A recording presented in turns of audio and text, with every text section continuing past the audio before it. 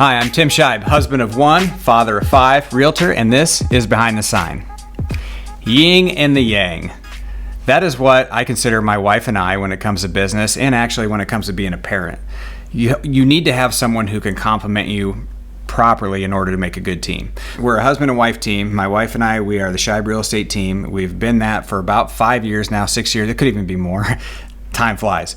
We've been parents as well. And one of the things that drew us together as a husband and wife are the fact that we are very similar, but we complement each other very well. I'll give you a home life example, and this is kind of comedy, really. When you have kids, you get really excited, you get really mad, you get all sorts of emotions. When you're stressed out and you have a lot going on, and the kids are being loud, or the kids aren't listening, one parent will typically freak out. I'm going to have to say, usually that's me. Like, shut up! You yell at your kids, you tell them to be quiet. If I get really stressed out, my wife goes into calm mode. And she steps in, she handles the stuff that needs to be handled, then I cool down. But it happens both ways, and that's why we are very similar. She'll be stressed out, something will be bothering her, she's trying to get something done, and the kids won't let it happen. She loses her mind on them. Then it's my turn to step in and be calm.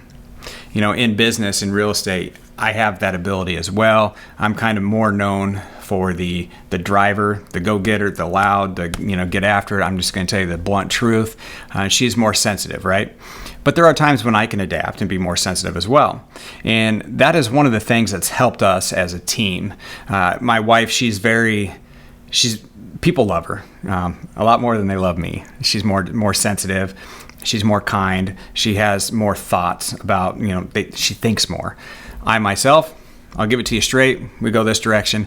And honestly, there's buyers and sellers that need both or need one or the other. And we can typically read that. If there's a situation where I meet a couple and, I can kind of feel that she'd be a better match, a lot of times we'll push that direction because we know that we want return business. I think I can do I can do a good job for just about anybody. But we want return business. We want them to enjoy the process. If you've got a businessman who's busy, got a lot of things going on, they just want to hear the facts. They don't want any fluff. Is what it is. I might be the person for them. Now, Rachel, my wife, she's not going to give you fluff that's not true, but she's got a better way of presenting things than maybe I do. There are times when, I remember early on in the business where there was an agent that was not being nice to my wife. Then I step in and I call them up, and I think what they need is more of a blunt reaction, more of a, this is a fact, what's going on.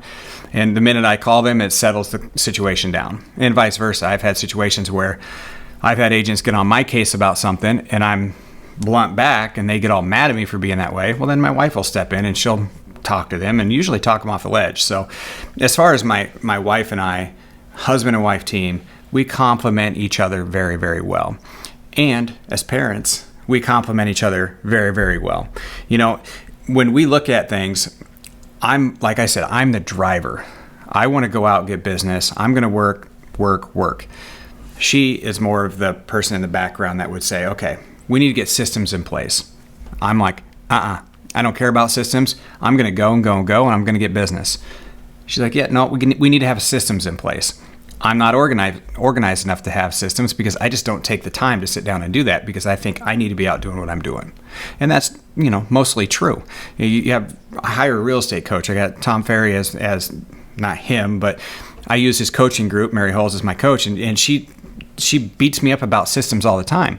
It's been about 7 years now, and she knows that if it's systems, she needs to talk to my wife or Dora, and they need to talk about what kind of systems we need to put in place on the back end so we can get residual business. We can get business from past clients. We work off each other very well in that aspect, and we understand that. And recognizing the differences between the two is extremely important because once you recognize it, then you can use it to your advantage. A lot of times people are so bullheaded, they get in their lane and they're like this. They're not going to recognize that they have some shortfalls. You have to see those things. You have to understand that. And if you can communicate well with your teammate, or if you have an assistant or whatever, if you can communicate well, they can step into those shortfalls and really excel your business and take it to the next level. And that's what we've tried to do. And quite frankly, my growth individually, I went from 7 million in business to 10 million to 18 million to 28, pretty close to 30 million in business every year. It's gone up like that because we have systems in place. I recognize that I have a lot of shortfalls. We do pop buys. That's a Buffini thing. Pop buys, little gifts to people to remind them, hey, we're here, we're thinking of you. I don't even like hearing the word pop buys in meetings because that's just an added stressor for me. I don't have time to do this. I don't have time to think about this. This isn't my thing. I'm going to go do my thing. Well, that's where Rachel comes in great. Rachel and Dora and Madison, they take that, and that has helped my business tremendously. And it's not that I don't think about my clients all the time. That's just who I am. I'm not good at communicating with them. I'm not good at saying, hey, I'm thinking about you. I'm terrible at that. I'm better at cold calls than I am calling people that I know, because I would just rather call someone, and if the phone call doesn't go perfectly, I'm done with it. I move on.